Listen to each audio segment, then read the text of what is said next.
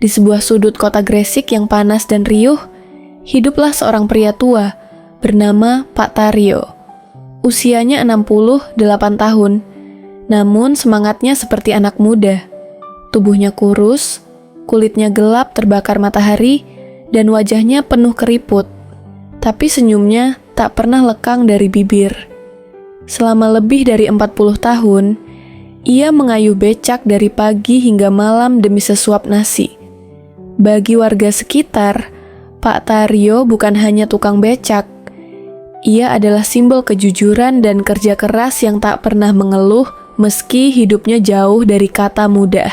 Pak Taryo tinggal di sebuah rumah kecil, berdinding kayu di pinggiran kota. Ia hidup sendiri sejak istrinya, Bu Lastri, meninggal karena stroke 8 tahun lalu. Anak sematawayangnya, Diono, merantau ke Kalimantan untuk bekerja di pertambangan dan sangat jarang pulang karena keterbatasan biaya dan waktu. Meski kesepian, Pak Taryo tetap bersyukur. Setiap hari, ia menyambut pagi dengan doa sederhana dan secangkir kopi hitam yang ia seduh sendiri di dapur sempitnya. Pendidikan formal tak banyak ia rasakan. Ia hanya sempat sekolah sampai kelas 4 SD karena harus membantu orang tuanya di sawah. Namun, itu tak menghalangi dirinya untuk tetap belajar dari kehidupan. Ia mengajari dirinya sendiri membaca koran bekas dan menulis dengan pensil yang dipungut dari jalanan. Ia percaya bahwa hidup bukan soal ijazah, tapi bagaimana menjalani hari dengan hati yang bersih dan niat yang tulus. Mimpinya sederhana namun besar. Suatu hari, ia ingin keliling Indonesia, menyapa orang-orang kecil seperti dirinya. Bukan untuk gagah-gagahan, tapi untuk berbagi semangat bahwa hidup layak diperjuangkan, meski dari bawah. Biar kaki tua ini pernah jejak semua tanah ibu pertiwi, begitu katanya. Tapi mimpi itu hanya ia simpan dalam hati, karena ia tahu mengayuh becak tak akan pernah cukup untuk beli motor, apalagi jalan-jalan. Sampai suatu hari, kejujurannya menyentuh hati banyak orang. Ia pernah mengembalikan dompet seorang penumpang yang berisi 5 juta rupiah dan menolak diberi imbalan. Cerita itu menyebar dari mulut ke mulut hingga akhirnya warga sekitar berinisiatif menggalang dana. Dalam waktu 1 bulan, terkumpullah cukup uang untuk membeli sebuah motor bekas berwarna merah marun. Tahun 2005, tangis Pak Taryo pecah saat kunci motor itu diserahkan kepadanya oleh ketua RT. Ia tak menyangka, mimpinya mulai mendapat bentuk. Motor itu tak langsung ia gunakan untuk berkeliling. Ia sadar, sudah lebih dari 30 tahun tak naik motor. Ia mulai latihan setiap sore di lapangan kosong dekat pasar, ditemani anak-anak tetangga yang menyemangatinya. Beberapa kali jatuh, beberapa kali hampir menyerah, tapi ia bangkit lagi. Kalau saya bisa kayuh becak 40 tahun, masa kalah sama motor? Katanya sambil tertawa kecil. Ia juga merombak sedikit motornya, menambah rak besi kecil di samping untuk membawa peralatan darurat, memasang spion besar, dan memberi stiker bertuliskan, "Taryo, Jelajah Nusantara." Ia mempersiapkan bekal sederhana, baju ganti 3 pasang, jas hujan robek yang ia jahit ulang, dan uang sisa yang ia simpan dalam kaleng roti. Ia berpamitan dengan tetangga, mencium foto mendiang istrinya, dan memeluk erat semua anak kecil yang menatapnya dengan mata berkaca-kaca. Perjalanan dimulai pada pagi yang cerah, dengan langkah hati yang mantap. Dari Gresik, ia melaju ke Lamongan, lalu ke Tuban. Di hari kedua, motornya mogok di tengah jalan. Ia terduduk lemas di pinggir jalan sambil menatap matahari yang mulai turun. Seorang tukang tambal ban menawarinya minum dan membantu memperbaiki motornya tanpa meminta bayaran. "Kakek ini mirip almarhum bapak saya," katanya pelan. Di Bojonegoro, ia kehujanan deras dan terpaksa tidur di emperan toko. Jaketnya basah kuyup, tubuhnya menggigil. Namun di pagi hari, seorang ibu warung membawakannya teh panas dan sarapan. Ia duduk di kursi plastik dengan mata berkaca-kaca. Masih banyak orang baik di negeri ini, batinnya. Perjalanan makin jauh. Ia masuk ke Jawa Tengah, lalu ke Jogja, lalu menyusuri pantai selatan. Di Gunung Kidul, ia kehabisan uang dan duduk termenung di pinggir jalan. Seorang pemuda ojek online menawarinya tumpangan dan tempat bermalam di rumah kontrakannya. Di sanalah untuk pertama kalinya Pak Taryo bercerita tentang misinya. Pemuda itu, Arif namanya, membantu merekam video singkat dan mengunggahnya ke media sosial. Tak disangka video itu viral. Dalam hitungan hari, ratusan ribu orang menonton dan terinspirasi. Banyak yang menuliskan komentar positif, bahkan mengirimkan donasi. Seorang pengusaha dari Surabaya mengirimkan helm baru dan jaket touring. Sebuah komunitas motor dari Bali berjanji akan menunggu dan menyambutnya.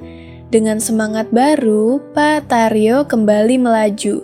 Di setiap kota yang ia lewati, orang-orang menyambutnya, menyalaminya, dan ada yang mengajaknya mampir.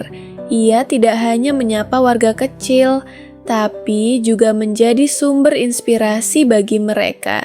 Ia mendengarkan cerita mereka, mencatat kisah-kisah perjuangan lain yang seringkali tak terdengar.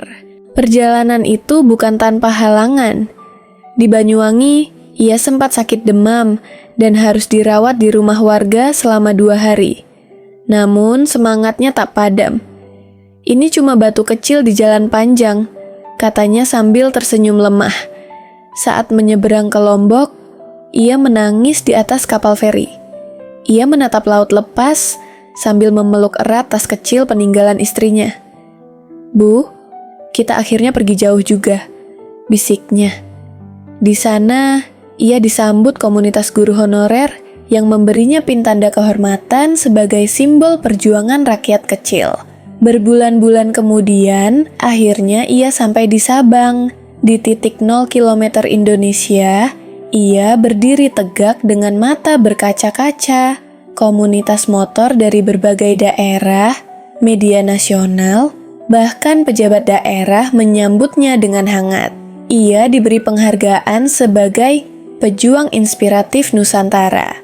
Namun bagi Pak Taryo, penghargaan sejatinya adalah bisa membuktikan pada dunia, mimpi tak punya batas usia dan kebaikan akan selalu punya jalannya. Sepulang dari Sabang, tubuh Pak Taryo terlihat jauh lebih kurus, tetapi matanya justru semakin bersinar. Warga Gresik menyambutnya dengan penuh haru, membuat acara kecil di gang tempat tinggalnya. Di antara senyum dan pelukan, ada rasa bangga yang tidak bisa diungkapkan dengan kata.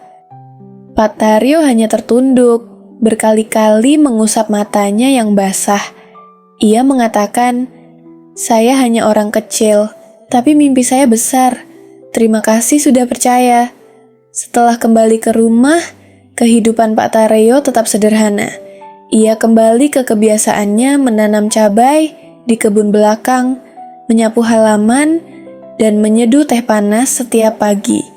Tapi kini, hampir setiap hari ada tamu datang, mahasiswa, wartawan, komunitas sosial, hingga anak-anak muda yang hanya ingin mendengar langsung cerita perjalanannya. Ia selalu menerima mereka dengan tangan terbuka dan hati yang penuh. Suatu sore yang tak disangka, seorang lelaki paruh baya berdiri di depan rumahnya. Wajah itu tidak asing. "Bapak," suara itu gemetar.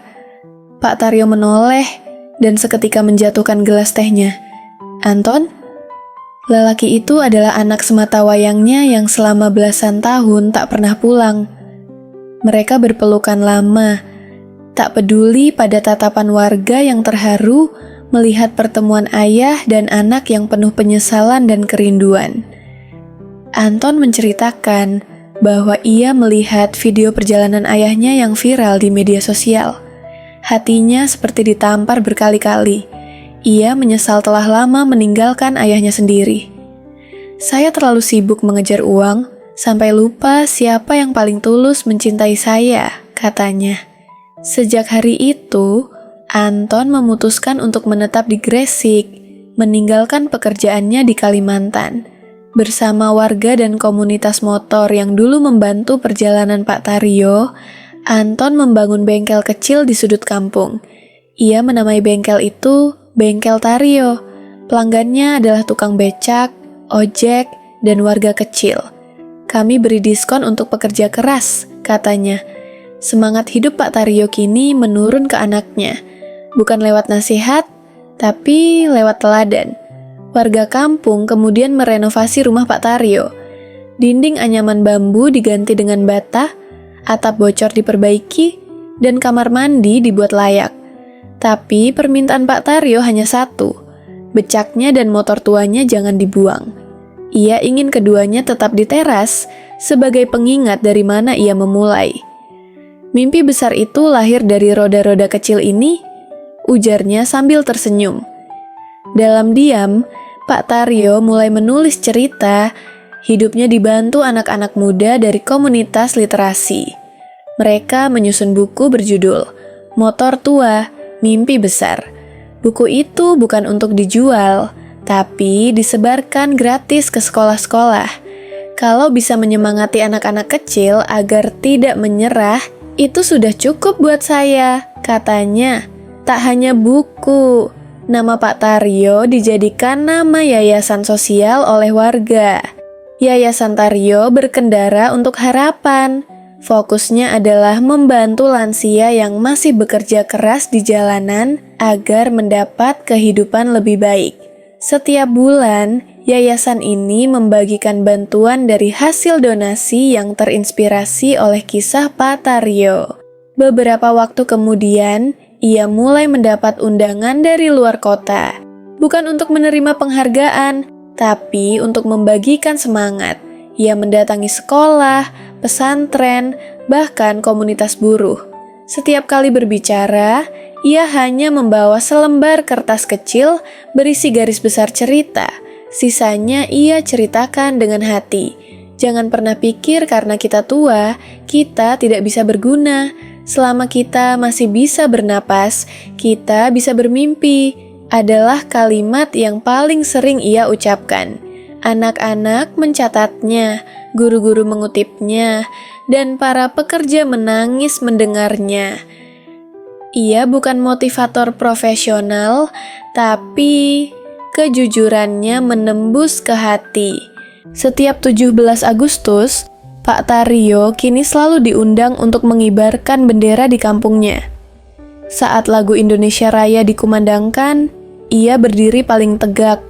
Meski kakinya sudah mulai lemah, di sampingnya Anton ikut berdiri. Warga kampung melihat mereka dengan bangga, seolah ayah dan anak ini telah menjadi simbol kebangkitan dan cinta tanah air. Di ruang tamu rumahnya yang kini sederhana tapi layak, tergantung sebuah peta besar Indonesia. Di atasnya tergambar garis merah perjalanan motor bekas yang membawanya dari Gresik ke Sabang. Setiap titik di garis itu, baginya, adalah tempat ia bertemu hati-hati yang baik. Negeri ini luas dan baik. Kita hanya perlu berjalan untuk menyadarinya, katanya. Suatu malam, Pak Taryo duduk di kursi, rotannya yang lama, menatap langit malam sambil memeluk motor tuanya.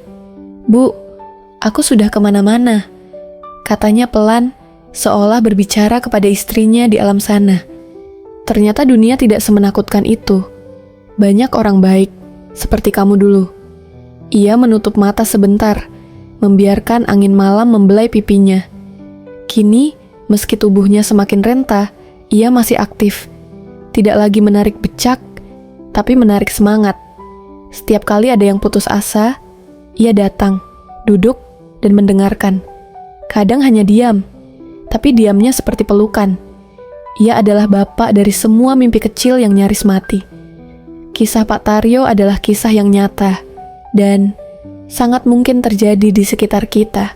Bukan tentang prestasi besar, tapi tentang ketulusan, tentang keberanian untuk bermimpi, meski usia sudah senja. Tentang cinta yang tak perlu kata-kata, cukup dibuktikan lewat langkah dan peluh.